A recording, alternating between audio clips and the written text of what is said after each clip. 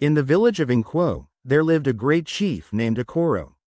His compound was the grandest in the land, with mud walls and a courtyard that buzzed with laughter, gossip, and the occasional squawk of chickens running from mischievous children. Chief Okoro had one daughter, Amina, whose beauty was whispered about in markets and streams, her skin like polished mahogany, her laughter like the morning song of birds. Every market day, the palace horn blowers came to entertain the chief and his guests. These men, strong and proud, blew their carved ivory horns with such skill that even the spirits paused to listen. Among them was a young man named Dyke, whose fingers danced on the horn like a spider on its web. His melodies were so sweet that Amina often peeked from behind her mother's wrapper, her heart fluttering like a trapped butterfly. One evening, as the village prepared for the new yam festival, Dyke played a tune so haunting that Amina, against her better judgment, stepped forward to watch. Their eyes met, a spark flashed, and in that moment, Dyke knew he was lost. But love in Nkwo was not so simple. A palace horn blower could never marry the chief's daughter. So, driven by foolish passion, Dyke did the unthinkable. Under the cover of a moonless night, he crept into Amina's hut and stole a lock of her hair, a powerful charm in their land. With it, he fled toward the sacred mountains, where the spirits of old whispered secrets to those brave enough to listen. When the village awoke to Amina's cries, chaos erupted. Chief Okoro roared like a wounded lion, and the warriors sharpened their machetes. A search party was formed, 4 men and Amina's sharp-tongued auntie, Nkwo, who swore she would drag Dyke back by his ears.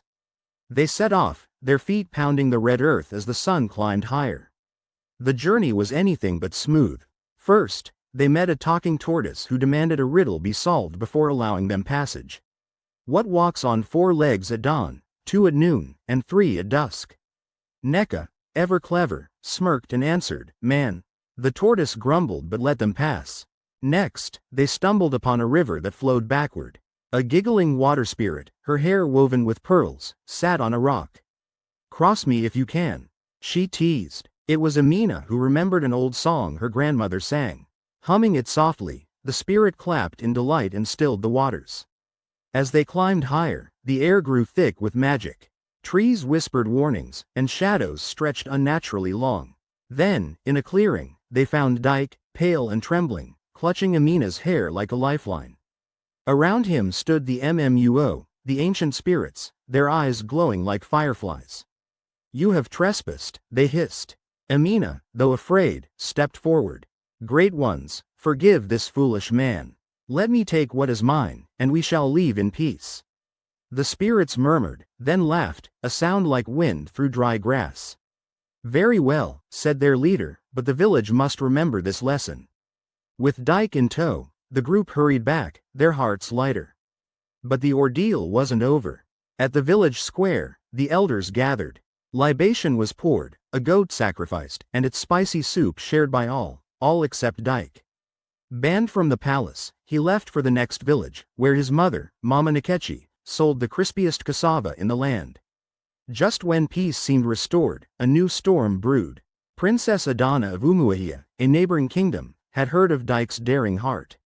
She arrived in Nkwo, her waist beads jingling, her smile sharp as a knife.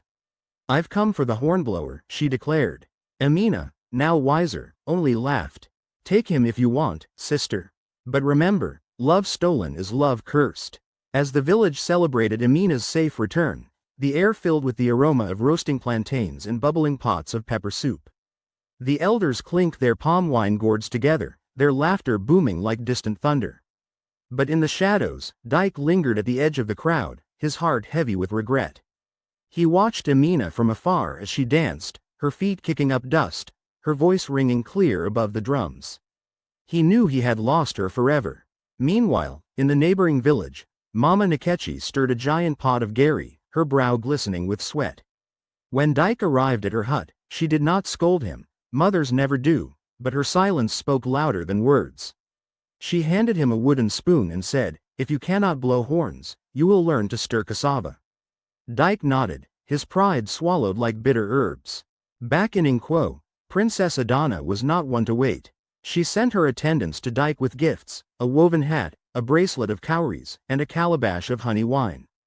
"Tell him a princess does not chase men," she said, but a warrior knows when to retreat and when to advance. Dike, flattered but wary, accepted the gifts but made no promises. Amina, though relieved to be home, found herself restless. At night, she dreamed of the sacred mountain, where the Mmuo had whispered secrets only she could hear. One morning, she confided in Neka, who clicked her tongue and said, "Child, some doors, once opened, cannot be closed. The spirits have marked you."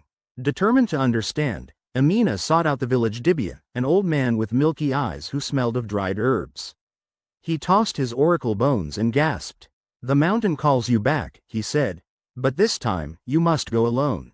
The very next day, Amina slipped away before dawn, her bag filled with kola nuts and a small knife. The journey was harder without companions. The talking tortoise merely blinked at her, and the river spirit sang a mournful tune but did not stop her. When she reached the clearing, the Mmuo were waiting. "We knew you would return," they said. "You have the eyes of a seer." They showed her visions, of Dike stirring cassava, of Adana sharpening her nails, of a great storm gathering over Nkwo. "Choices must be made," the spirits whispered. "Will you forgive or forget? Will you rule or run?" As Amina descended the mountain, her mind whirled like a storm. In the village, she found chaos. Adana had arrived with her warriors, demanding Dike's hand. Chief Okoro, ever diplomatic, had called for a contest. The suitor who could bring the rarest gift would win Dike's loyalty. Amina, though tempted to stay silent, stepped forward. "I bring no gift," she said, "but I bring truth." Dike was foolish, but so was I. Let him choose his own path. The crowd murmured. Adana scoffed. But Dike, his hands stained with cassava, stood tall. "I choose the woman who faced the Mmuo for me," he said, looking at Amina. "Even if she will not have me." Amina's heart softened, but she shook her head. "Not yet," she said. "First, we must prepare for the storm." And as if summoned, the sky darkened. The Muo's warning had been true. The villagers scrambled, but Amina stood firm. Together, she called, "We will face it."